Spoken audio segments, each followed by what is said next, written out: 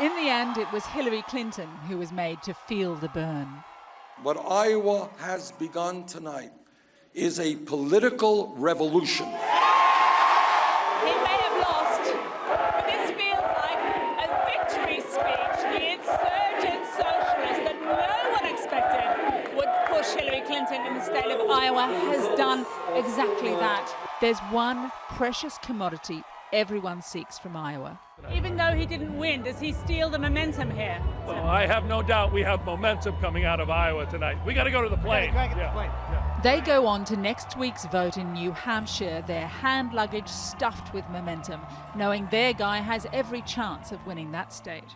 Bernie has really valued what young voters and first-time caucus goers like me have to say. What's clear now is the arguments we filmed between Democrats at one caucus in West Des Moines were happening at 2,000 other locations across Iowa. 47, 48. This is how a caucus works. Ordinary people arrange themselves into groups supporting different candidates. And Hillary represents the wealthy elite in this country that give us no say.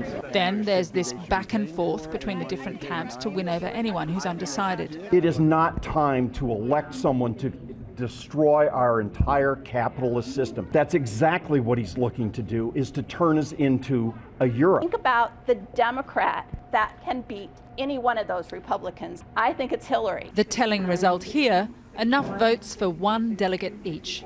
One for Bernie, one for Hillary. So as I stand here tonight, breathing a big sigh of relief, thank you, Iowa.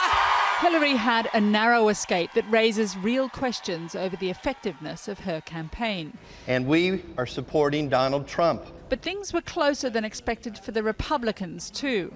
They caucus a little differently. Just speeches, no back and forth, and then writing names on ballots. People have written out their preferences, and those slips of paper are being stacked and counted. Roughly, Marco Rubio, very, very healthy stack. Donald Trump, not quite as many as Marco Rubio. Statewide, Marco Rubio came third, behind Donald Trump and the overall winner, Ted Cruz. God bless the great state of Iowa. Faith plays a major role in voters' choices in Iowa, not so much in other states where Senator Cruz may struggle.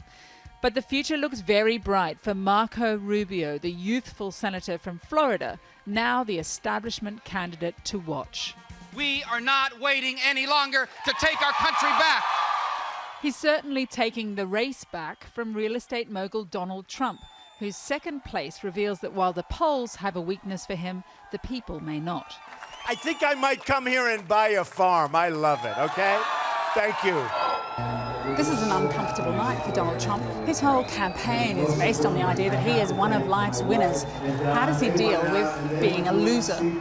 Trump supporter Sarah Palin told us that for him, second is as good as a win. You don't consider it really a loss when you look at how well he did with the conditions that he had started with.